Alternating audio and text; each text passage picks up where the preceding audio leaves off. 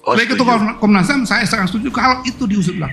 Unlawful killing dengan rekomendasi yang sudah ada.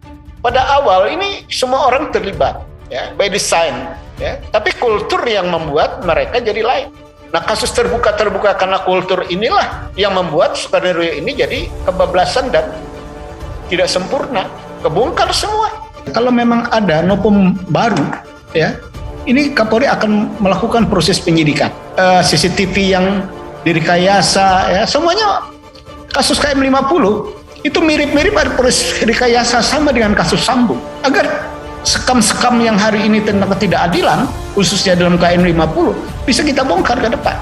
Kenapa mereka melokalisir? Karena mereka tidak ingin terbuka kebobrolannya lebih luas. Sebab kalau nanti Sambo ini dibuka lebih jauh, akan terbuka Satgasus itu siapa? Akan sampai Satgasus itu pada KM50.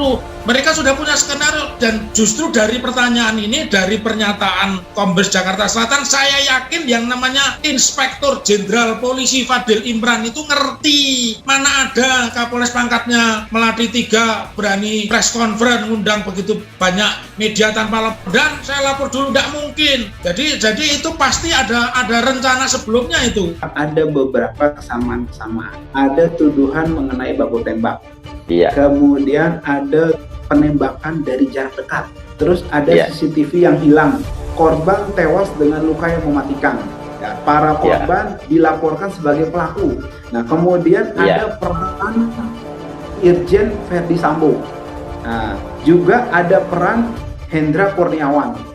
Kemudian selamatkan kepolisian, jangan selamatkan Sambo, jangan selamatkan Kapolres, jangan selamatkan polisi-polisi kalau mereka jahat. Karena polisi itu ada 3, good cop, polisi baik, bad cop, polisi jelek, dan yang paling berbahaya the ugly cop, polisi ugal-ugalan atau polisi uraan. Itu harus dienyahkan dari kepolisian sedikit demi sedikit. Kalau penyelidikannya sendiri belum pernah dilakukan, bagaimana bisa ada proses hukum? Dan penyelidikan itu mestinya dilakukan oleh Komnas HAM, dan Komnas HAM ternyata terlibat untuk melindungi pembunuh-pembunuh itu, sehingga jadilah pengadilan sesat yang sudah berkali-kali kita ungkap. Maka kita sebetulnya pantas untuk menuntut orang-orang ini bertanggung jawab, untuk juga mengatakan mereka ini adalah pelindung terhadap kejahatan kemanusiaan dan pembunuhan, pelanggaran HAM terhadap 6 pengawal HRS. Yang pertama itu jelas Komnas HAM, kemudian DPR RI, kemudian keterlibatan konspiratif juga oleh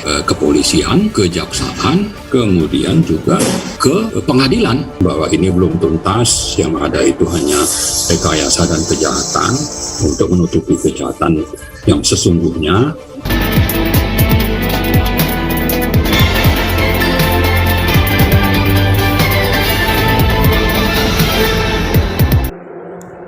Trending KM50 di Twitter. Video Habib Rizik minta Polri usut CCTV tol kembali muncul.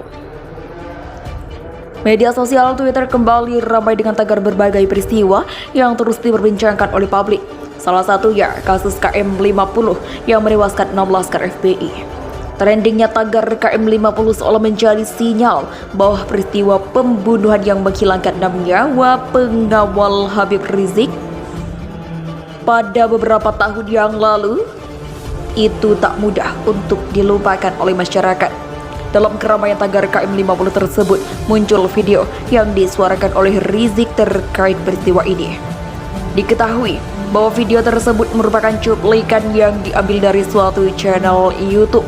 Dikutip oleh smol.id pada Selasa 14 Februari 2023 melalui video yang diunggah oleh akun YouTube Islamic Brotherhood Television atau IBTV pada bulan November lalu. Habib Rizik mengatakan pihaknya mendukung pernyataan Kapolri Listio Sigit Prabowo.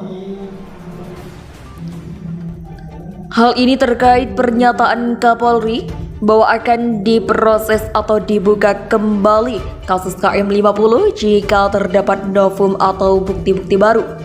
Rizik mengaku pihaknya memiliki oknum atau bukti-bukti baru terkait kasus KM50 ini. Hal ini berawal dari pernyataan salah satu jaksa yang muncul pada kasus sidang Sambo. Lewat ucapannya kepada Sambo, jaksa menegaskan bahwa yang menyita CCTV pada kasus Sambo ialah orang yang sama dengan yang menyita CCTV di KM 50 Tol Cikampek.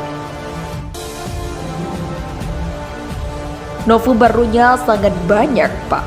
Salah satunya adalah tolong carikan di mana CCTV KM 50 karena yang menyita adalah orang bapak. Yang menyitanya adalah petugas polisi. Dan di dalam sidang Sambo dikatakan yang menyita CCTV pada kasus Sambo ialah orang yang sama dengan yang menyita CCTV di KM 50, ujar Rizik.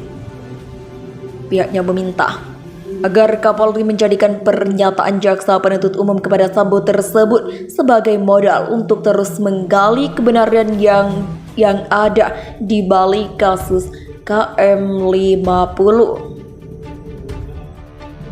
Menurutnya, CCTV tersebut akan mengungkap bahwa para laskar FPI tersebut masih hidup pada KM 50 dan akan mengungkap pula bahwa seluruh mobil polisi yang hadir di KM 50 tak ada satupun yang rusak atau tergores. Oleh karena itu, rekaman CCTV dipercaya sebagai kunci untuk membuka kebenaran pada kasus KM 50 ini. Ia berharap sarannya ini dapat didengar oleh Kapolri. Dengan begitu pihaknya tak perlu suuzon atau berburuk sangka pada institusi yang citranya sempat tercoreng akibat kasus Sambo dan sederet kasus lainnya. Pihaknya percaya bahwa masih banyak jenderal maupun petugas kepolisian lainnya yang baik dan bermanfaat dan juga bermartabat. Selain itu, dalam video tersebut Rizik juga menyebut sebuah mobil Land Cruiser berwarna hitam. Pihaknya meminta jika nanti CCTV KM 50 telah ditemukan agar segera dipertontonkan ke publik. Dengan demikian, masyarakat akan tahu siapa sosok komandan yang memberi arahan dari dalam mobil tersebut. Rizik juga mengatakan bahwa ada banyak CCTV yang sebenarnya dapat dijadikan bukti sebagai CCTV yang menyorot pergerakan mobil laskar FPI yang keluar dari tol Karawang Timur. Hal itu menandakan bahwa mereka masih hidup.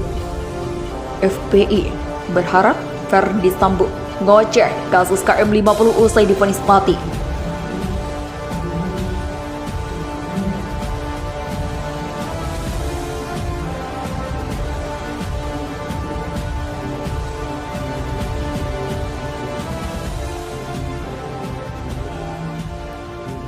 Front Persaudaraan Islam atau FPI ikut menanggapi vonis hukuman mati kepada RKS Kadifropam Mabes Polri Verdi Sambo. Ketua DPP FPI bidang advokasi Aziz Yanuar berharap penegakan hukum yang terjadi di Indonesia bisa seperti vonis Sambo. Kami harap penegakan hukum di Republik ini tegas seperti itu dan juga tidak diskriminatif, kata Aziz. Aziz juga meminta agar kasus lain diselesaikan dengan penegakan hukum secara berkeadilan, dalam salah satunya kasus KM 50. Ia menilai kasus Sambo perlu menjadi pelajaran agar penegakan yang sama berlaku di kasus lain seperti KM 50 dan Kanjuruhan. Aziz juga berharap Sambo mau membuka suara terhadap pihak-pihak yang terlibat dalam kasus KM 50. Ia menilai sudah tidak ada alasan bagi Sambo untuk tidak membuka fakta di balik kasus yang dinilai masih ditutup ke publik. Saya harap Sambo dan kawan-kawan terlibat kasus ini dan dipidana bersuara lantang, keras, jujur, terbuka atas berbagai fakta sesungguhnya atas kasus-kasus yang mereka tahu atau bahkan terlibat, misal KM 50. Tidak ada lagi gunanya menutupi karena ini saatnya bicara jujur, terbuka apa adanya dan jadi momen krusial penegakan hukum berkeadilan, kata Aziz. Bicaralah lantai wahai Pak Sambo dan kawan-kawan perihal KM 50 dan lain-lain. Kami menunggu sangat suara jujur kalian, kata dia. Majelis Hakim dalam perkara pembunuhan berencana Brigadir Yosua telah menjatuhkan hukuman pidana mati kepada Sambo pada Senin. Sambo dinilai telah terbukti secara sah dan meyakinkan bersalah melakukan tindak pidana tulus serta melakukan pembunuhan berencana dan tanpa hak melakukan perbuatan membuat sistem elektronik tidak berfungsi sebagaimana mestinya secara bersama-sama. Hukumnya yang dijatuhkan kepada mantan Jenderal Polisi Bintang 2 itu lebih tinggi dibanding tuntutan jaksa penuntut umum, yakni hukuman penjara seumur hidup. Menjatuhkan pidana mati, kata Ketua Majelis Hakim Wahyu Iman Santoso saat membacakan vonis terhadap Sambo di Pengadilan Negeri Jakarta Selatan.